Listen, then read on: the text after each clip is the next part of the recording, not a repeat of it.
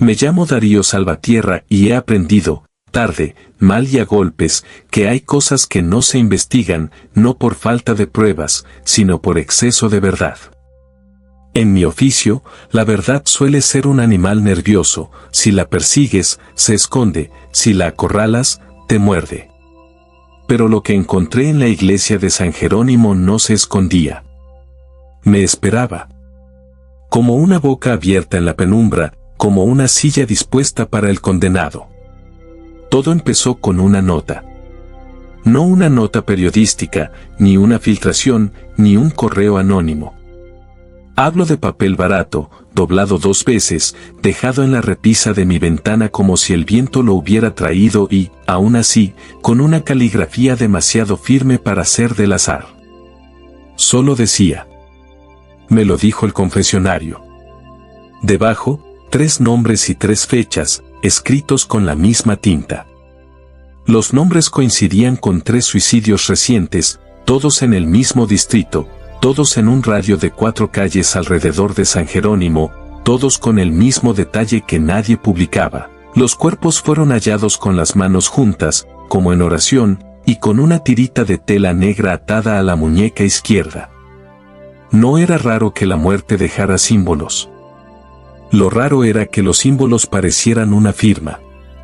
Yo había cubierto incendios donde el humo dibujaba cruces en las ventanas, accidentes donde las sombras parecían apuntar a un culpable invisible. Pero esto olía a ritual. Y a escándalo. Y el escándalo, para un periodista, es una forma imperfecta de la luz. Así que fui.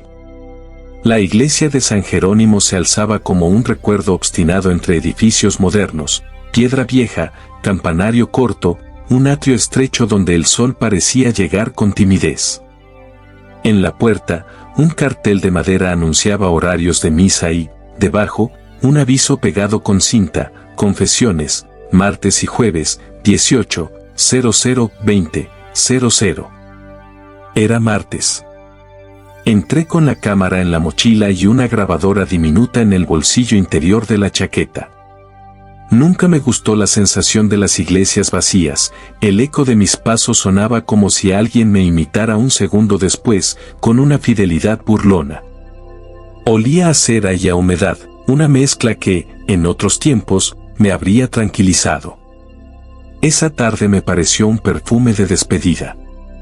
Las velas, encendidas en el altar lateral, temblaban aunque no había corriente. Las bancas estaban vacías salvo por una mujer mayor que rezaba con los labios apretados, como si estuviera negociando con Dios. Me quedé un momento a distancia, observando. De niño, mi madre me traía a lugares como este y me decía que el silencio era un lenguaje. No le creí hasta que empecé a escuchar. Al fondo, a la derecha, distinguí los confesionarios. Había 2, iguales a primera vista, madera oscura, rejillas pequeñas, puertas estrechas. Pero uno tenía algo distinto.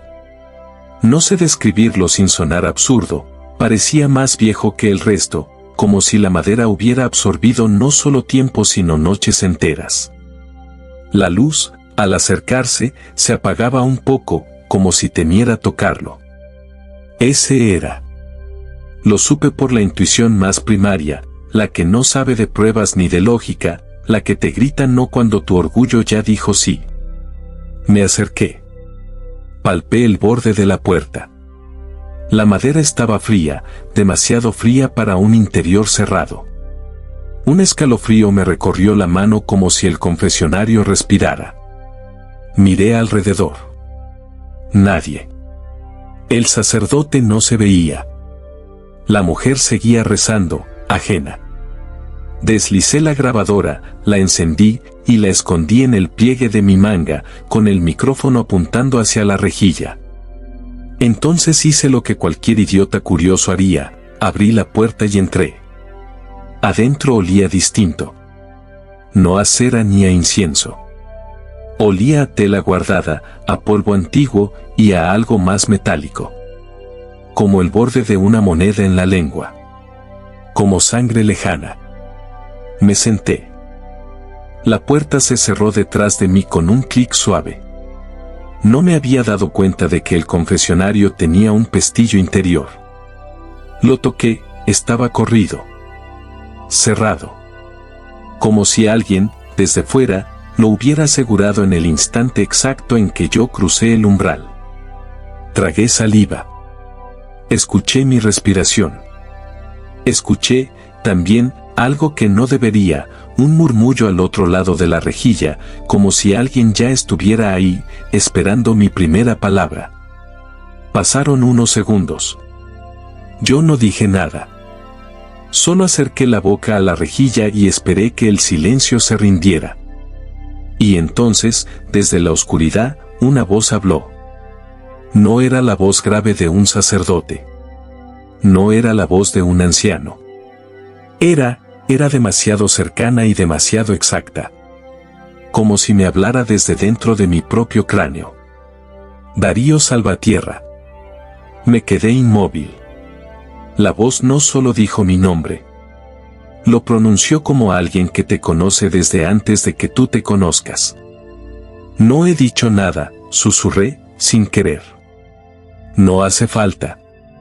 La voz parecía sonreír.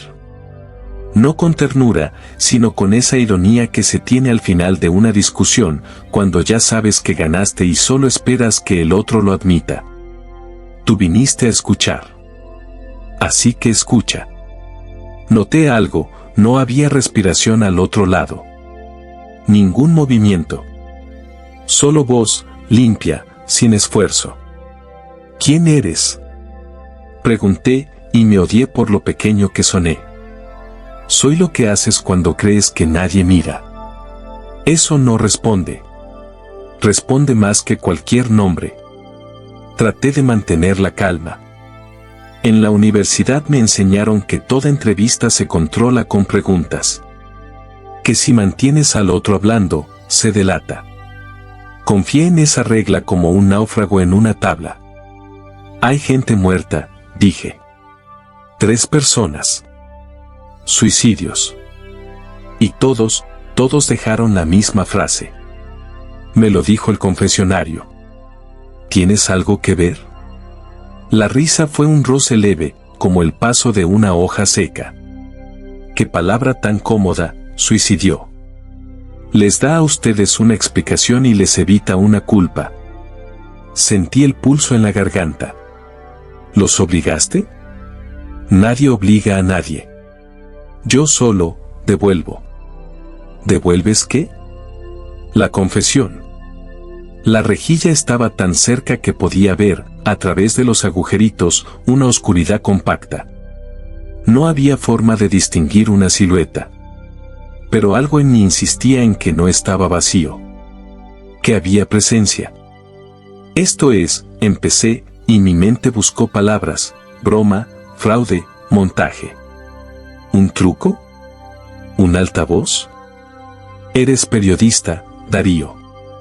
La voz cambió de tono, volviéndose grave no por edad sino por intención. ¿De verdad crees que todo lo que no entiendes es un truco? Apreté el bolsillo donde estaba la grabadora. Necesitaba saber si estaba grabando, si captaría esa voz. Pero el simple acto de comprobarlo me pareció, de pronto, un gesto irrelevante. Como si, aunque lo grabara, nadie fuera a creerme. Como si el mundo se protegiera de ciertas verdades por puro instinto de supervivencia. ¿Por qué me llamaste?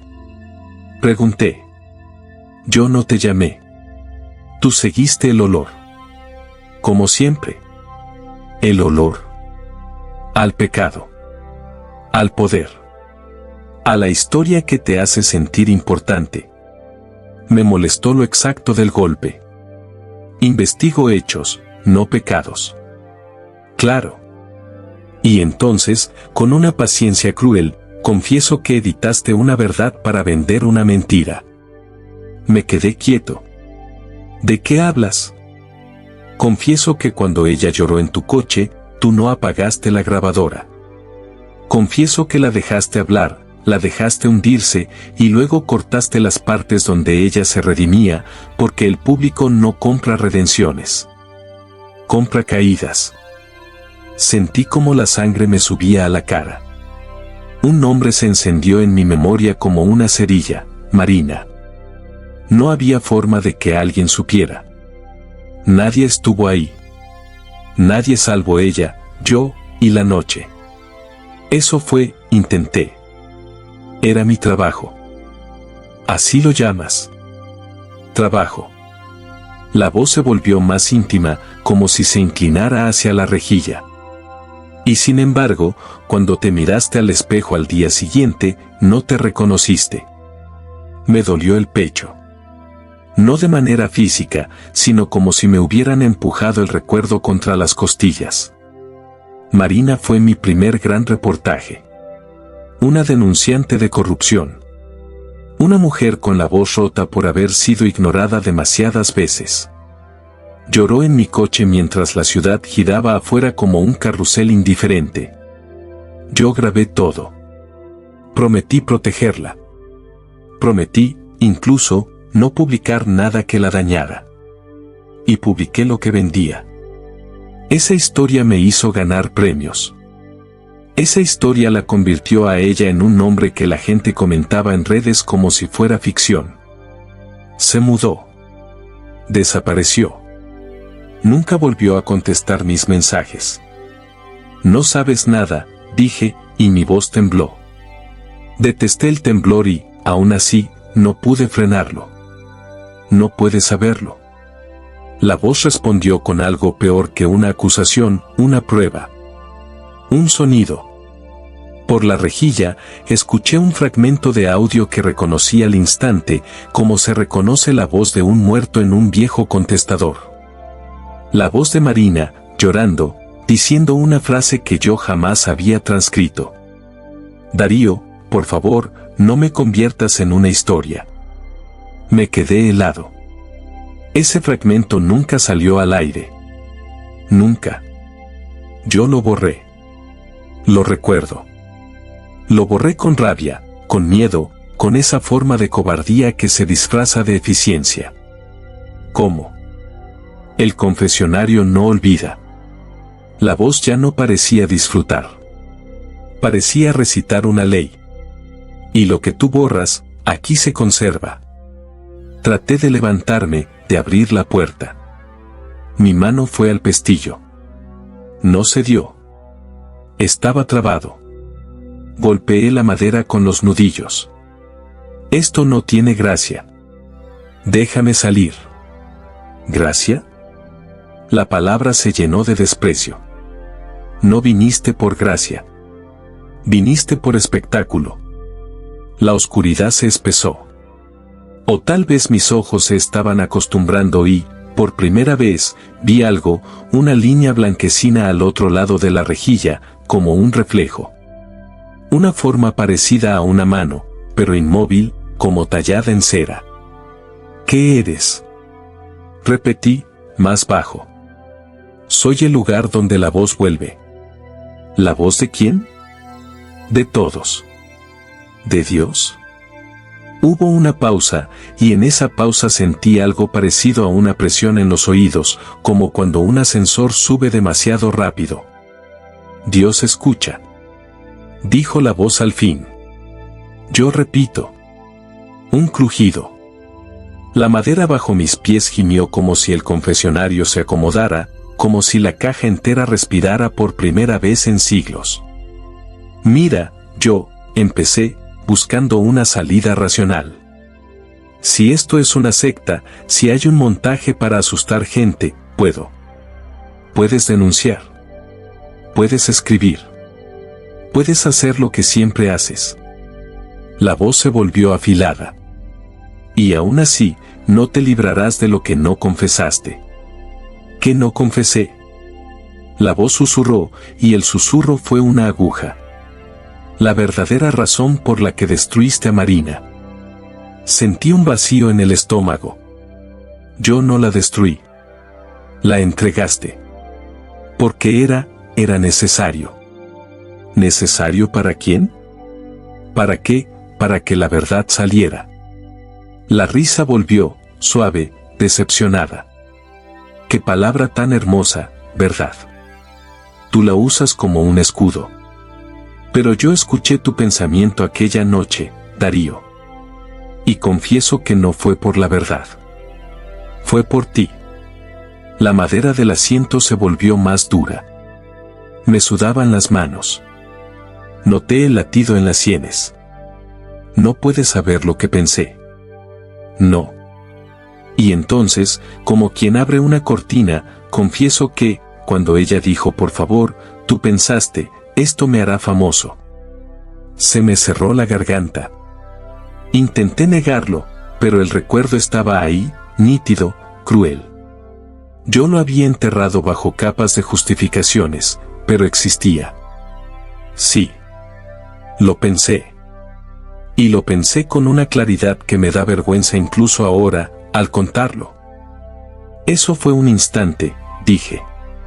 Un pensamiento horrible. Pero un pensamiento no mata.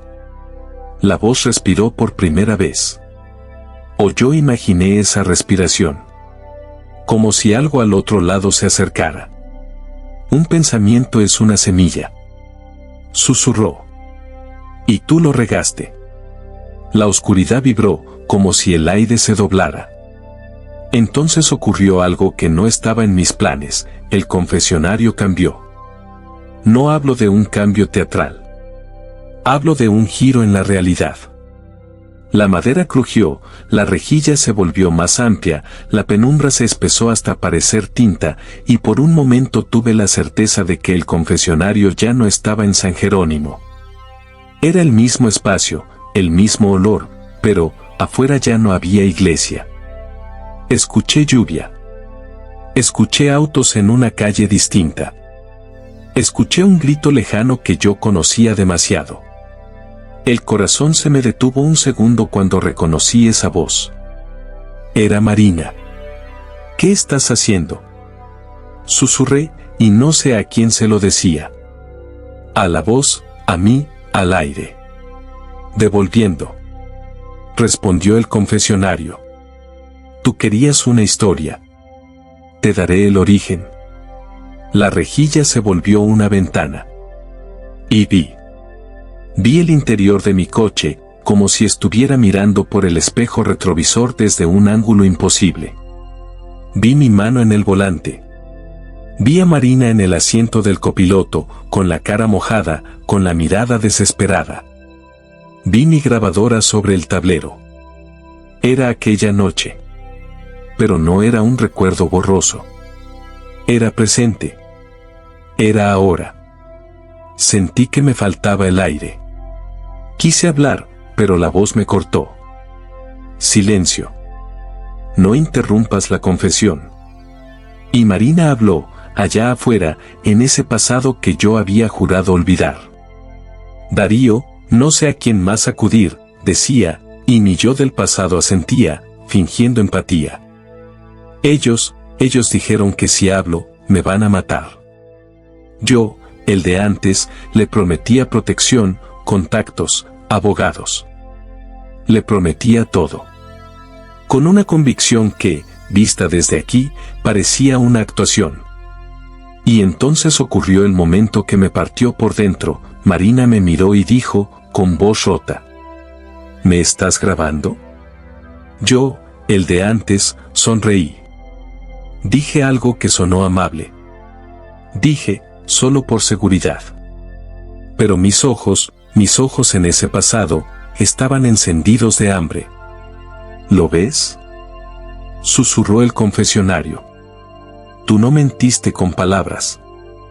Mentiste con intención. Quise apartar la mirada. No pude. Era como si el confesionario me sujetara la cabeza, obligándome a mirar mi propio crimen moral. La escena continuó. Marina contó nombres, fechas, cifras. Y yo, el de antes, escuchaba con una atención casi religiosa. No por compasión. Por oportunidad. El pasado se dobló y, de pronto, vi un detalle que jamás recordé. Al final de la conversación, cuando Marina bajó del coche, yo me quedé un segundo solo, miré la grabadora, y dije en voz baja: Gracias. No era un gracias de gratitud. Era un gracias de cazador. Me ardieron los ojos. No lloré. No me permití llorar. Pero algo en mí, esa parte que aún pretendía ser decente, se quebró. Basta, dije. Basta, por favor. El confesionario guardó silencio. Y ese silencio fue más pesado que cualquier palabra. Después, la voz volvió, pero ya no era irónica. Era solemne. Como un juez leyendo sentencia. Ahora confiesa. Yo ya intenté. Yo ya sé lo que hice. Saber no es confesar. Confesar es devolver la verdad al mundo, aunque te destruya. Sentí el pestillo vibrar bajo mi mano, como si se abriera 1 milímetro y luego se cerrara. Una promesa y una amenaza. ¿Qué quieres de mí? Pregunté. La misma moneda que cobro a todos. ¿Cuál? Tu voz. Tu renuncia.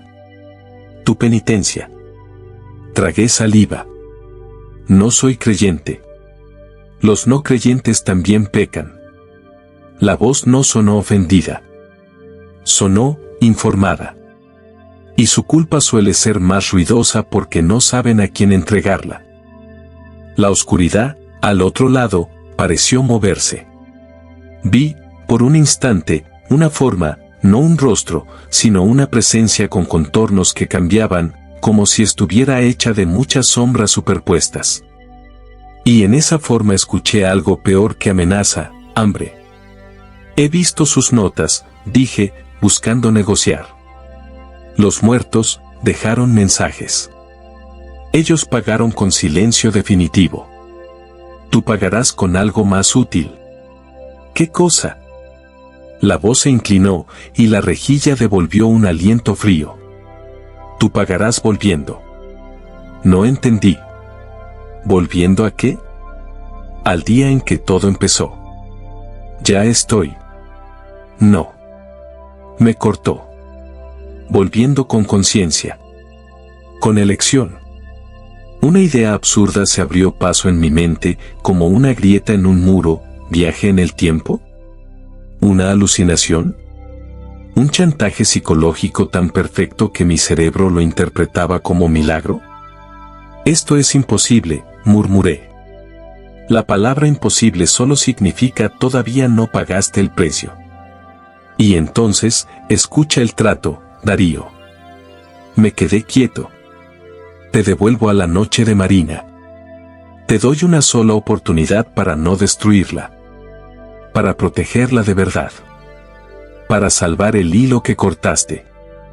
¿Y qué quieres a cambio? La voz no tardó. Que confieses en voz alta lo que nunca admitiste. Aquí. Ahora. ¿Y si lo hago? Vuelves. Cambias. ¿Y si no lo hago? La madera crujió. Algo golpeó desde dentro, como un dedo contra el otro lado del confesionario. Entonces sales de aquí y sigues siendo tú. Pero el confesionario seguirá hablando. Y otros pagarán lo que tú te niegas a pagar. Me estremecí. Era un chantaje perfecto, porque no se sostenía en mi vida, sino en la de otros. Eso es extorsión. No. La voz fue fría. Es liturgia. Me quedé en silencio. Los segundos pesaban como piedras. Yo, que siempre había vivido de palabras, me encontré sin ninguna que me sirviera. Pensé en los 3 muertos.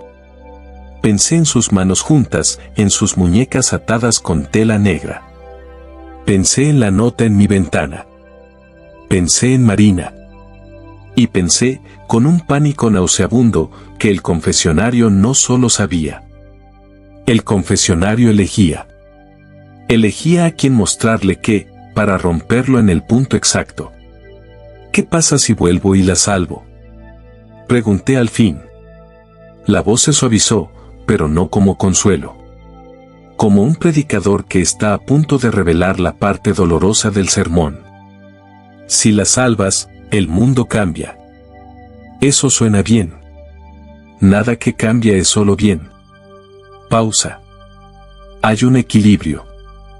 Cada vez que un hilo se repara, otro se rompe. Entonces no es salvación. Es intercambio. La salvación siempre lo fue. Dijo la voz. Alguien siempre paga.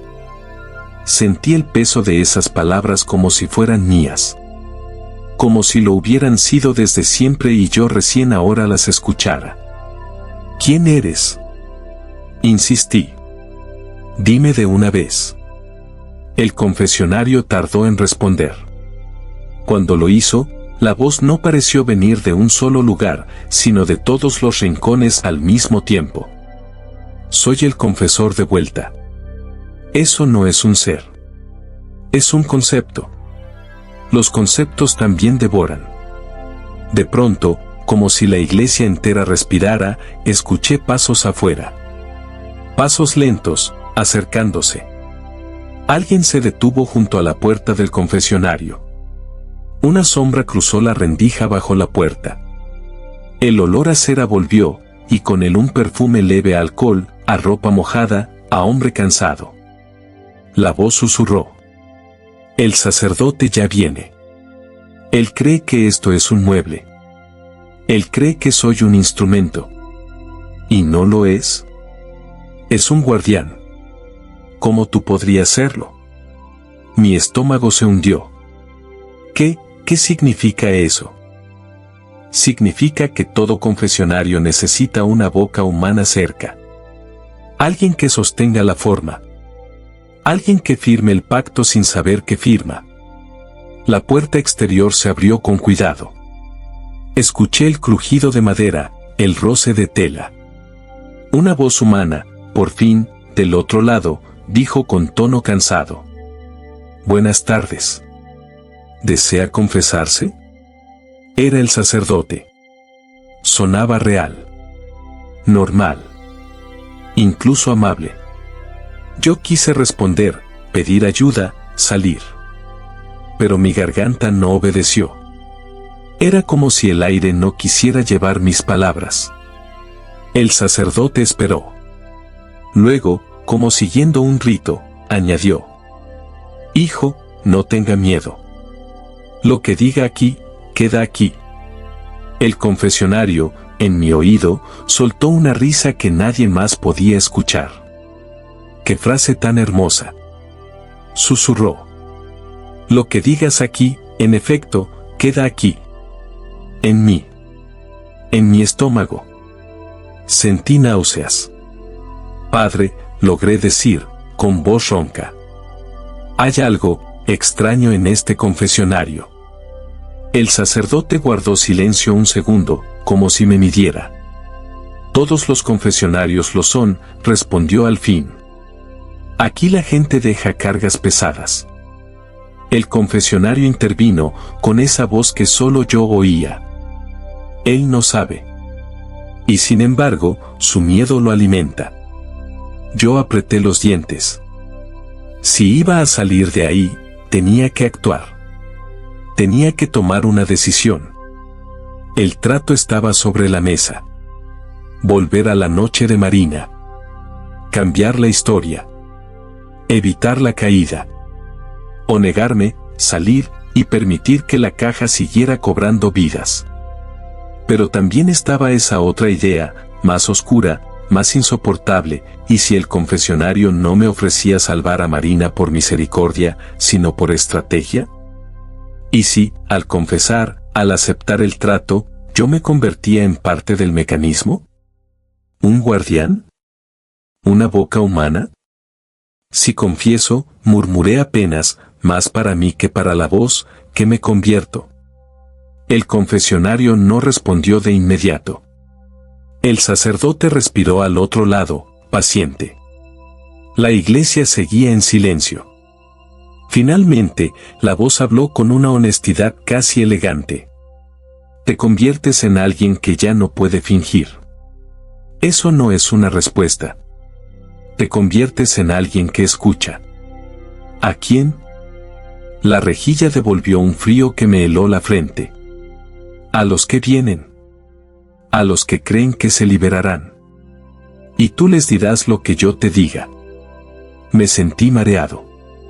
Una imagen cruzó mi mente, yo, sentado del otro lado, escuchando confesiones, repitiendo condenas con la misma calma con la que antes escribía titulares. No. No quería eso. Pero también, ¿qué derecho tenía a escapar? La voz, como si oliera mi duda, se volvió más dulce. Y eso fue lo más aterrador. Darío. Tú ya fuiste un confesionario. ¿Qué? La gente te contó verdades. Y tú las devolviste al mundo deformadas, para que dolieran más. Tú ya sabes cómo es esto. La diferencia es que ahora te toca sentirlo. Mis manos temblaban. Y en ese temblor, entendí algo, no había salida limpia. Si confesaba, quizás salvaría a Marina. Quizás. Pero pagaría con mi vida como la conocía. Con mi libertad. Con mi voz. Si no confesaba, saldría, pero cargaría con más muertos. Con la certeza de que mi cobardía alimentaba al monstruo. El sacerdote habló de nuevo, más suave. Hijo, ¿está usted bien? Quise decir no. Quise decir ayúdeme. Quise decir por favor. Pero el confesionario se adelantó, como si leyera mis intenciones. Si le pides ayuda, él te dará una oración. Una oración no rompe un pacto. Solo lo adorna. Apreté los ojos. Respiré hondo. En mi mente, la cara de Marina se mezcló con los rostros de los 3 muertos que nunca vi. En mi mente, mi propio reflejo en el espejo aquella mañana volvió, desconocido. Abrí los ojos. Está bien, dije, y mi voz sonó extraña, como si hablara desde un lugar que no era mío. Voy a confesar. El sacerdote asintió, aunque yo no podía verlo. Su voz se volvió profesional, ritual. Adelante, hijo. El confesionario susurró, satisfecho. En voz alta. Sin poesía. Sin excusas. Tragué saliva. Sentí un calor extraño en el pecho, como una fiebre moral. Y hablé.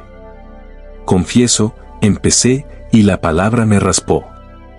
Confieso que grabé a Marina no para protegerla, sino para usarla. Confieso que publiqué lo que la destruiría porque me convenía. Confieso que elegí mi carrera por encima de su vida. Las palabras salían como piedras, pesadas, inevitables. Confieso, seguí, y cada sílaba parecía arrancarme algo, que cuando ella me pidió que no la convirtiera en una historia, yo la convertí en una historia igual. Y me dije que era por la verdad, pero era por mí. El silencio del sacerdote fue total. Tal vez estaba sorprendido. Tal vez rezaba. Tal vez no entendía. Pero el confesionario parecía vibrar de placer, como si cada confesión fuera un alimento. Más. Ordenó. Me dolió la garganta. Sentí lágrimas al borde, no de tristeza sino de vergüenza. Confieso que nunca pedí perdón de verdad. Confieso que, mi voz se quebró, que a veces, cuando estoy solo, pienso que si ella hubiera muerto, el reportaje habría sido aún más grande. Esa última frase me destrozó, porque era cierto. No un plan, no un deseo consciente, pero una sombra de pensamiento, una posibilidad repugnante que mi ambición había permitido. El confesionario quedó en silencio. Luego, con una solemnidad que me hizo estremecer, dijo: aceptado. Y la palabra aceptado sonó como un sello sobre un documento. Sentí el mundo inclinarse. La madera desapareció bajo mis manos. El aire cambió de densidad. La oscuridad se abrió como un ojo.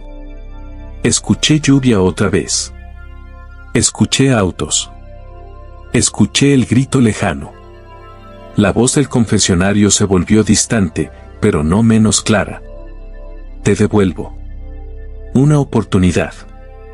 Una noche. Un hilo.